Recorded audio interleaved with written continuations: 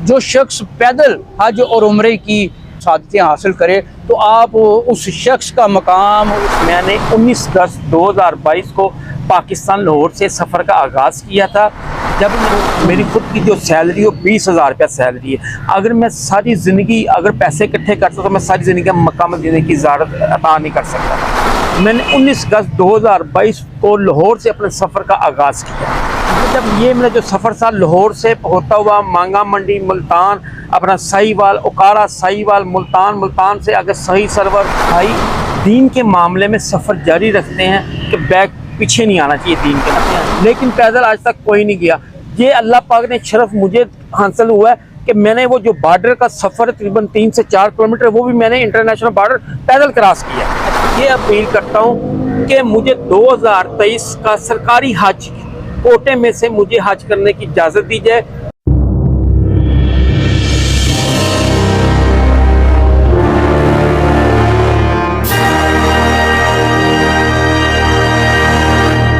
बिस्मिल्लाहिर्रहमानिर्रहीम, अस्सलाम वालेकुम नाज़रीन, मैं हूँ जहांगीर याद, आप देख रहे हैं बोर्ड न्यूज़ 42। नाज़रीन, इस वक्त मेरे साथ कामरान बेगसा मौजूद हैं, जो कि एक ऐसे पाकिस्तानी हैं जिन्होंने ना सिर्फ पाकिस्तान का नाम रोशन किया बल्कि अल्लाह ताला की ज़ात को भी अपने अमल से राज़ी किया। नाज़रीन, इसके पीछे कहानी क्या है वो उनसे सुनेंगे, लेकिन मैं आपको थोड़ा सा इसके बारे में इंट्रोडक्शन देता हूँ कि नाज़रीन, इन्होंने हज़ारों मील दूर पाकिस्तान से अपना हिजाज़ मुक़द्दस में जाके उम्रे की सादत हासिल की और उसके बाद अब ये चाहते हैं कि इनको एक दफ़ा फिर से ये सादत नसीब हो, लेकिन इस दफ़ा ये हज करना चाहते हैं नाजरीन। लेकिन नाजरीन, चूँकि वसाइल इनके महदूद हैं, किसी भी लेवल पर गवर्नमेंट जो है, पहले भी जब इन्होंने पैदल उम्रा किया तो कोई भी मतलब जो ऐसी सपोर्ट या असिस्टेंस तो नहीं मिली, लेकिन इन्होंने हिम्मत नहीं आ रही और जाकर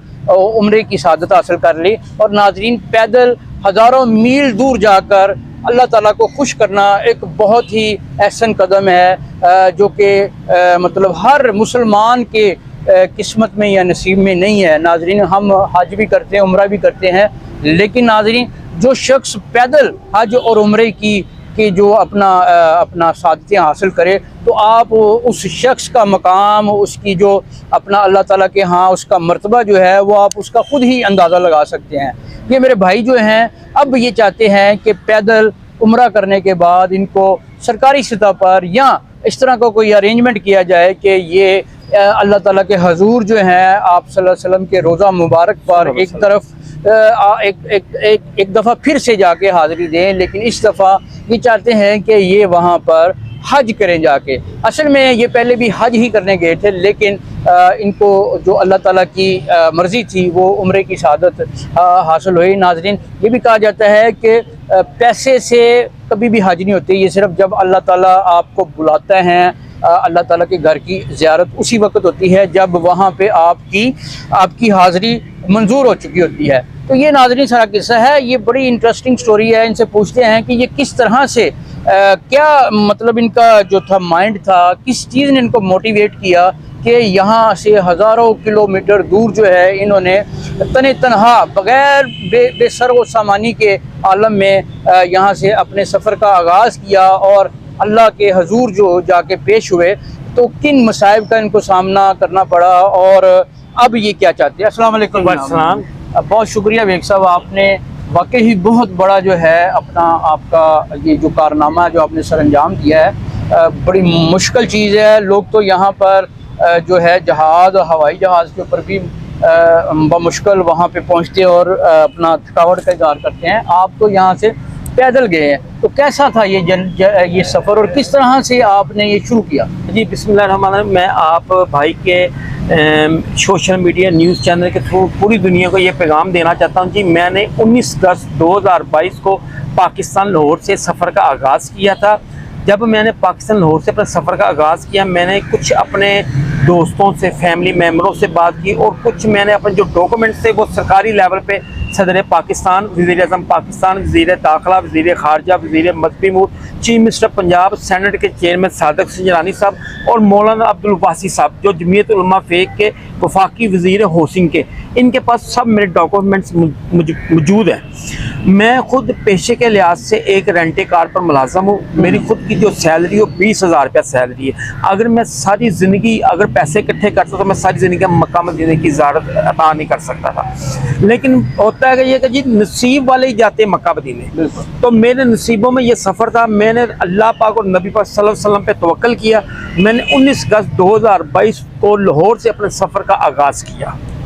और माशा जब ये मेरा जो सफ़र था लाहौर से होता हुआ मांगा मंडी, मुल्तान, अपना साहिवाल, ओकारा, साहिवाल, मुल्तान, मुल्तान से आगे सही सरवर, फोर्ड मंडू, रकनी, लोरलई, मेख्तर, कोयटा, कोटा से फिर नौशकी, नौकुंडी, दालबदीन से होता हुआ ताफ्तान। ताफ्तान से जब मैं लाहौर से जो ताफ्तान का सफ़र तकरीबन 2000 किलोमीटर बनता है, तो मेरा वीज़ा था 1 माह का ईरान का। जो मेरा रूट था पाकिस्तान से पहले रूट था मेरा पाकिस्तान, ईरान, इराक, कुवैत, सऊदीया। लेकिन जैसे मैं ईरान में पहुंचा हूं तो ईरान का सफ़र था 2200 किलोमीटर। तो मुझे ईरान का वीज़ा मिला था 1 मंथ का। तो 1 महीने में 2200 किलोमीटर सफ़र करना नामुमकिन है। इस पेश नज़र करते हुए फिर मैं गया हूँ पाकिस्तानी कौंसलेट ज़दान में। वहाँ पे जुबार भाई थे, उन्होंने कहा जी मैं एक कौंसलेट हूँ, मैं आपकी आला हुकाम से बात करता हूँ, वो जैसे मुझे जवाब देंगे मैं आपकी वो हेल्प करने के लिए तैयार है। फिर उन्होंने तेहरान अम्बेसी में फ़ोन किया, तो पाकिस्तानी अम्बेसी से तेहरान, उन्होंने मुझे कहा जी आपकी हम कोई मदद नहीं कर सकते, ना हम आपको ईरान का वीज़ा लगवा के दे सकते हैं, ना आपको इराक का वीज़ा मिलेगा और ना ही आपको कुवैत का वीज़ा। उन्होंने आपको कहा कि हम आपकी कोई मदद नहीं कर सकते। अच्छा। तो फिर जब उन्होंने पाकिस्तानी अम्बेसी जब कॉल आई तो मेरा दिल टूट गया। फिर मैंने ये जो बात है अपने उलमाए कराम, मुफ्तिया कराम पाकिस्तान में उनसे बात की। उन्होंने बोला कि भाई दीन के मामले में सफ़र जारी रखते हैं कि बैग पीछे नहीं आना चाहिए दीन के मामले। फिर मैं अपना ज़दान से फिर मैं गया हूँ बंदरबास है, ये अपना ईरान का एक शहर बंदरबास, इसके सामने शारजा लगता है, समुंदर है। तो फिर मैंने जब उलमाए कराम से मुशावरा की तो उन्होंने मुझे इजाज़त दी कि आप अपना सफ़र जारी रखें। ये जितने भी मामले था आपकी नीयत पे डिपेंड है, आपकी नीयत पैदल की। अब एक मुल्क आपको जाने नहीं दे रहा, उससे पैदल से मतलब है कि आपने साइकिल या मोटरसाइकिल में ये बैग वगैरह पीछे जी बैग था मेरे पास, मेरी कुछ ज़रूरत की चीज़ें थी वो मैं अपने कमर पे रखी हुई थी माशाल्लाह। और सबसे जो मुझे ज़्यादा खुशी ये मिली है कि जहाँ भी मुझे आशिक़ रसूल और अल्लाह पाक के जो नेक लोग थे वो मुझे रास्ते में मिलते थे, वो मेरी हर तरह से खिदमत करते थे। अच्छा, आप वहाँ से बताएं कि जब आप वहाँ पे फिर आगे निकले हैं आप? जी आगे से फिर मैं गया हूँ जी अपना बंदरबास से मैं गया हूँ शारजा बाई एयर। शारजा से फिर मैं बाई एयर चले गए? हाँ बाई एयर। वहाँ वो कैसे गए आप? वो मैं अपना एक रास्ता था अपना कश्ती का, एक रास्ता था अपना हवाई जहाज का। तो जब मैंने कश्ती का देखा तो कश्ती का था तकरीबन 8 घंटे का सफ़र, जो बाई एयर थी वो फ्लैट थी तकरीबन आधे घंटे की।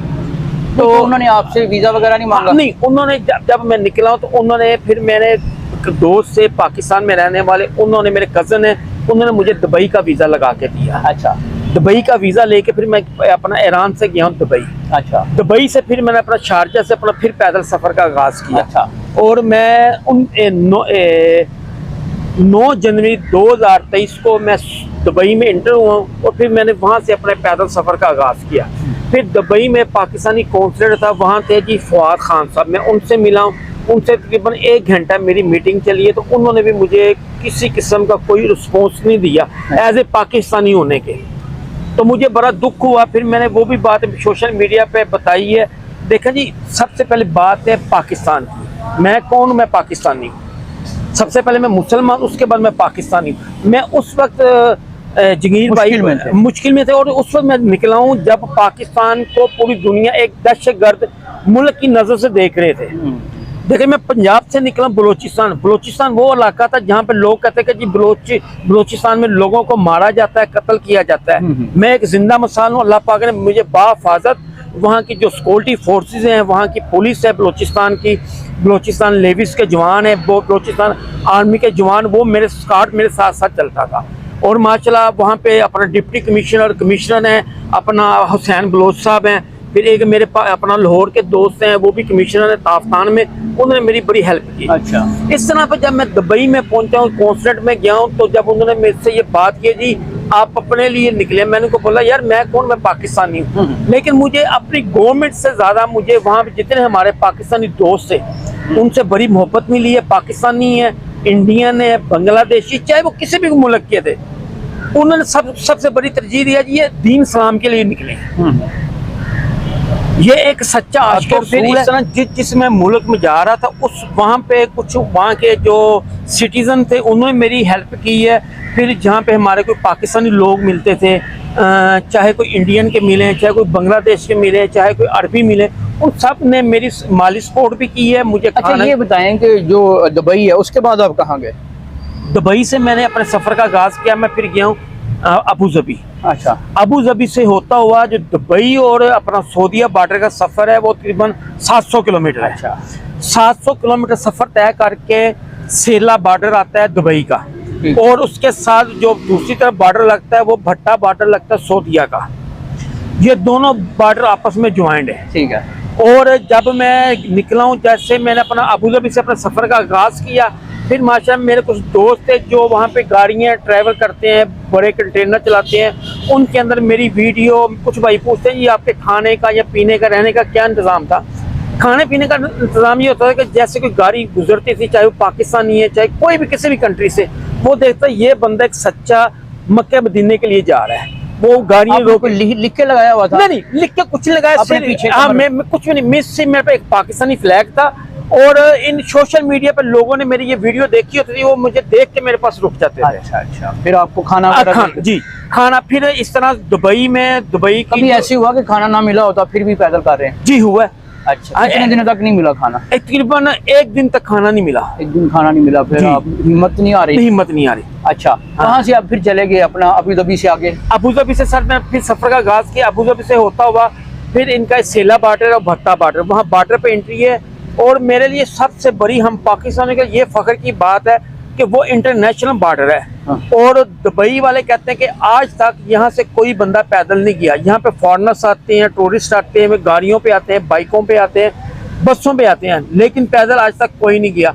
ये अल्लाह पाक ने शरफ मुझे हासिल हुआ है कि मैंने वो जो बॉर्डर का सफर तकरीबन 3 से 4 किलोमीटर, वो भी मैंने इंटरनेशनल बॉर्डर पैदल क्रॉस किया है। अच्छा, वो क्रॉस किया है तो वीजा चाहिए था उस वक्त? जी, उस वक्त वीजा चाहिए था। फिर मैंने मिल गया आसानी से वीजा मिला। पाकिस्तान से मैंने फिर उम्रे का वीजा दिया है। अच्छा अच्छा, मेरे फैमिली मेंबर उन्होंने मुझे वीजा, और दोस्तों ने जो सपोर्ट की, उसके सिलसिले से मैंने फिर उम्रे का वीजा हासिल किया। अच्छा, वहाँ से आपने ले लिया। अब आप सऊदी अरब दाखिल हो गए? जी, जब मैं सऊदीया में दाखिल हुआ तो सऊदीया गवर्नमेंट ने भी मुझे इजाज़त नहीं दी। वो कहते जी हम आपको पैदल जाने की इजाज़त नहीं दे सकते, अगर आपने ट्रैवल करना तो यहाँ गाड़ी पे या बस पे किसी चीज़ पे ट्रैवल करें। अच्छा, तो मैंने जब ये सोचा, मैंने कहा यार मेरे ये इतने महीनों की जो मेहनत, इतने 1000 किलोमीटर में सफ़र तय करके, वो मेरा सफ़र ज़ाया हो जाएगा। क्यों, हर इंसान की नीयत है। कहीं पे नहीं लिखा कि जी पैदल चलना मना है, कहीं पर नहीं लिखा कि आप हज उम्रा पैदल नहीं कर सकते। अच्छा, फिर क्या हुआ? आप गाड़ी पे गए? नहीं, फिर मैंने क्या किया, फिर उन्होंने मुझे स्टे किया, मुझे तकरीबन 3 घंटे बॉर्डर पे उन्होंने रोके रखा। फिर इतने में जोहर की नमाज हुई, मैंने जाकर नमाज अदा की। नमाज अदा करके अपने खुदा के लिए आगे दुआ की कि अल्लाह पाक, मैं एक सच्चा और पक्का मुसलमान हूँ और तेरे आपके दीन और नबी पाक सल्लल्लाहु अलैहि वसल्लम की बताई हुई चीज़ों को लेके जा रहा हूँ आगे। तो मेरी, जैसे आपने पीछे सारी मदद की, इस तरह इस मुल्क में मेरी मदद आप फरमाए। जैसे मैं आया तो फिर सऊदीया गवर्नमेंट ने मुझे इजाज़त दे दी पैदल जाने की। उन्होंने मुझे वीज़े पे स्टैंप लगाई और फिर मैं भट्टा बॉर्डर से ताइफ तक पैदल चला। अच्छा, ताइफ, फिर आप वहाँ से अपना मक्का शरीफ में एंटर हो गए? जी हाँ जी। जब जैसे मैं भट्टा बॉर्डर से निकला, अपना सऊदीया गवर्नमेंट ने मुझे अपना सिक्योरिटी दी है। उनकी आर्मी, अस्करी मेरे साथ आर्मी चलती थी, उनके फिर जो स्क्वाड था पुलिस का वो मेरे साथ चलता था। यहाँ से निकलते हुए सब पासे रेत रेत थी, लेकिन मेरी नीयत साफ थी। मेरे पे खैमा था, रात को सोने के लिए खैमा मेरे पास होता था। और मैं एक दिन भी ऐसा नहीं मुझे महसूस हुआ कि मैं ये अपनी मंजिल हासिल नहीं कर सके, इस मंजिल तक नहीं पहुंच सकता। अच्छा अच्छा, तो आपको कितने दिन लगे ये वहाँ पे? जी सर, मुझे तकरीबन 245 दिन में मैं लाहौर से मक्का पाक पहुंच गया। यानी 1 साल से कम अरसा ही लगा? जी। अच्छा, तो इसमें अपना जो है ये आपने मसाइल जो हैं सारे देखे? जी जी। अच्छा, तो जब वहाँ पर पहुँच गए तो कितने दिन वहाँ स्टे किया? जी, जैसे मैं पहुंचा हूँ, मैं अपना, जैसे मैं भट्टा बॉर्डर से अंदर हूँ तो सबसे पहले इनका शहर आता है हड़ के बाद आता है खर्ज। खर्च के पास बाद आता है रियाज। जब मैं रियाज पहुंचा तो पाकिस्तानी कौंसलेट एम्बेसी गया हूँ। जब मैं पाकिस्तानी एम्बेसी गया हूँ तो वहाँ पे जो कायम मकाम सफ़ीर थे उनसे मुलाकात हुई है। एक और वहाँ पे भाई हैं हमारे, मोहसिन नाम है, उनसे मुलाकात हुई। पाकिस्तानी एम्बेसी के जितने लोग, उनसे मुलाकात हुई। उन्होंने मुझे ये तसल्ली दी कि भाई हम आपको इंशाल्लाह आपकी दरख्वास्त से गवर्नमेंट पाकिस्तान को भी बैक सबमिट करते हैं और सऊदीया गवर्नमेंट को भी सबमिट करते हैं कि ये हमारा भाई पैदल आया तो इसे हज करने की इजाज़त दीजिए। अभी भी मेरे पास कुछ लेटर हैं। अच्छा, जो ठीक है, अब आपको इजाज़त मिल गई जी। वहाँ पे आप कितने दिन ठहरे? मैं वहाँ पे तकरीबन 20 से 25 दिन के मैं तो उम्र का वापसी जो है वो किस तरह हुई? वापसी में बाई ईयर आए। अच्छा, वापसी बाई ईयर। वापसी कितने दिन में पहुँच गए वापस? वापसी में एक दिन में आ गई मेरी वापसी। एक दिन में वापस आ गए हैं। जब यानी आप 245 दिन पैदल गए हैं और एक दिन में, यानी 246 दिन में आपने ये जो है पूरा, हाँ जी, सफर, यानी वहाँ पे कुछ दिन रुके भी होंगे? जी 10 दिन, 15-20 दिन रुका हूँ। 15-20 दिन। तो यानी आपका तकरीबन ये बन गया 46 और मतलब 60-70 दिनों में हो गया। हाँ जी जी। अच्छा, अब आप क्या चाहते हैं? अब मैं ये चाहता हूँ कि जो मेरे डॉक्यूमेंट्स हैं वो रियाज एम्बेसी में भी हैं, जद्दे पाकिस्तानी कौंसलेट में भी हैं। मैं ये गवर्नमेंट पाकिस्तान से ये अपील करता हूँ कि मुझे 2023 का सरकारी हज कोटे में से मुझे हज करने की इजाज़त दी जाए।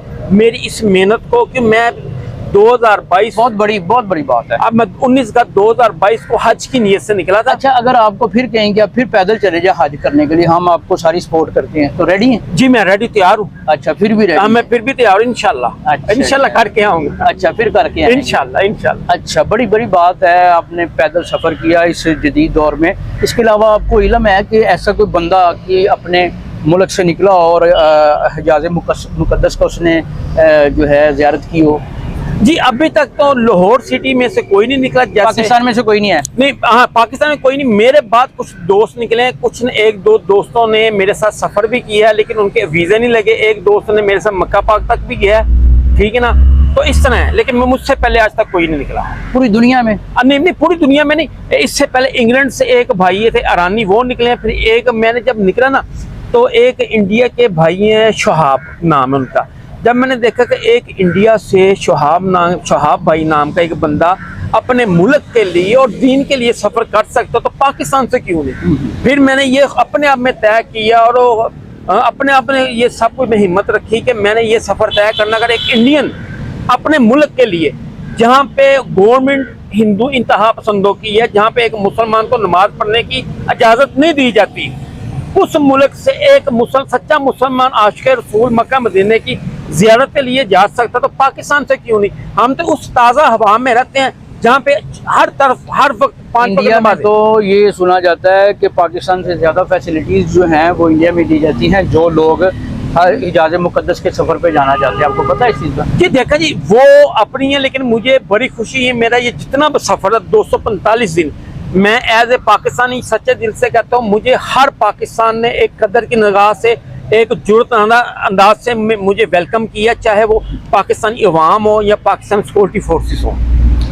जी नाज़रीन, तमाम तर रुदाद नाज़रीन, बहुत बड़ी बात है कि आप तने तनहा बिस्सरो सामानी के आलम में निकल जाएं अल्लाह ताला की राह में और फिर मुल्क का भी नाम रोशन करें और सिद्के दिल से निकलें। किसी किस्म की कोई कंप्लेंट नहीं हुई नाज़रीन किसी मुल्क में, यानी जो है ऐसी इनके साथ जो है मतलब इनकी तरफ से पाकिस्तान का नाम रोशन किया गया है, हर किसी ने इनको सहराहा है। नाज़रीन, इस बंदे ने ज़्यादा नहीं मांगा, सिर्फ ये चाहते हैं कि एक दफ़ा फिर से इनको जो है हिजाज़ मुक़द्दस में अपना जो हज का फरीज़ा है वो अदा करने के लिए इनकी मदद की जाए। हुकूमती सीधा पर भी और मुखय्यर हज़रात भी जो हैं इनके खलूस को, इनकी नीयत को परखते हुए इनकी मदद कर सकते हैं। ये कोई मतलब हम इतना पैसा बहुत ऐसी जगहों पे लगा देते हैं जिसका इतना ज़्यादा मतलब हमें उसका फ़ायदा भी नहीं होता। तो ये अल्लाह ताला की राह में अगर ये दोस्त दोबारा से ये करना चाहते हैं और ये इसलिए भी इस शर्त में भी तैयार है कि अगर ये पैदल भी करने जाएं तो उसके लिए भी ये रेडी हैं। लेकिन नाजरीन, इनको बार बार जो है वो टेस्ट करने की ज़रूरत तो मेरा ख्याल नहीं है। इस दफ़ा इनको हुकूमत पाकिस्तान या मुखय्यर हज़रात मिलकर अगर इनकी मदद करें तो ये अपना 1 महीने के अंदर 2 महीने के अंदर अपना ये जो सफ़र है इससे ना सिर्फ नाजरीन एक मजहबी फरीज़ा जो है वो अदा होगा और जो लोग अल्लाह ताला की नज़र में भी उनका मुकाम बुलंद होगा, बल्कि वतन अज़ीज़ जो है उसका भी जो नाम है वो रोशन होगा और पता चलेगा कि पाकिस्तानी जो हैं वो एजाज़ मुक़द्दस से कितनी मोहब्बत करते हैं। नाज़रीन इन्हीं ख्यालात के साथ मैं आपका हो जहांगीर याद आपसे इजाज़त चाहूँगा। अल्लाह निगहबान।